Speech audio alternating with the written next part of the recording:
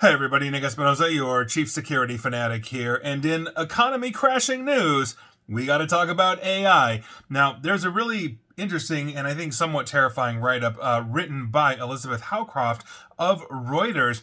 And quite frankly, this ain't good because according to a new British study by the UK research company Say No to Disinfo and communication company Fenimore Harper, we've got some bad news because fake news generated by artificial intelligence basically and then spread on social media is heightening the risk of bank runs. Now, if you're not familiar with what a bank run is, basically it's a panicked population that goes and runs to the bank to withdraw all of their money, therefore potentially crashing the bank.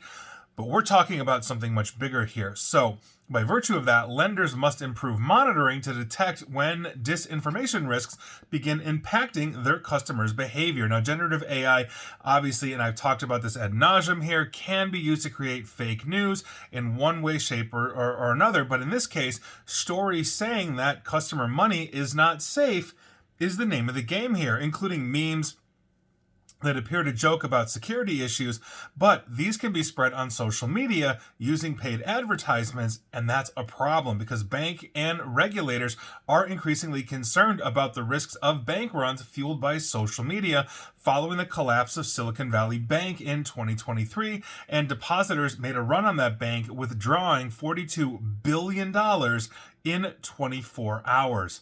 That's what we're talking about here, but think about it society-wide, and like every bank or multiple banks. So, advances in AI have supercharged these risks. The G20's Financial Stability Board warned back in November that generative AI, quote, could enable malicious actors to generate and spread disinformation that causes acute crises.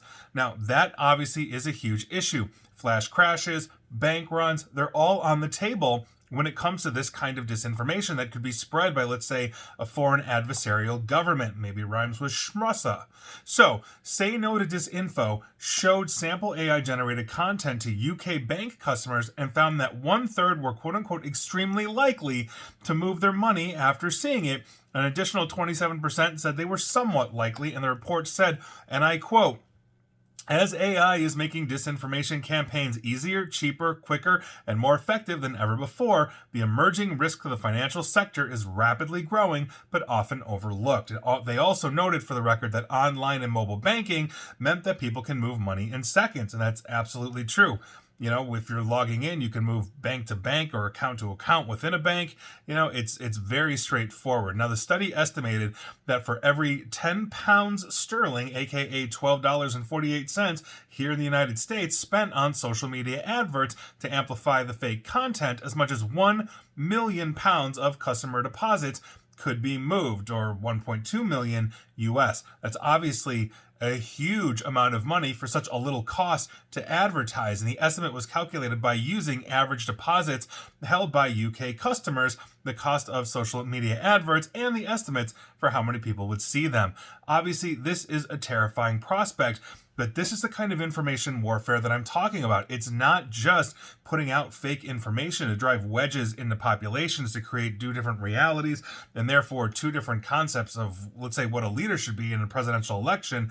And that's everywhere across the world, not just here in the United States. Ask Finland. So this is just a longitudinal issue that is regardless of government apparatus. If you are able to panic a population into making runs on banks, you have the ability to crash the economy. You have the ability to destabilize society in and of itself. And with this being so easy to essentially buy on Facebook or Twitter/X, etc., and there are no longer truly guardrails on these platforms in modern countries, we are literally creating what could potentially be a perfect storm for economic disaster simply by having disinformation believed.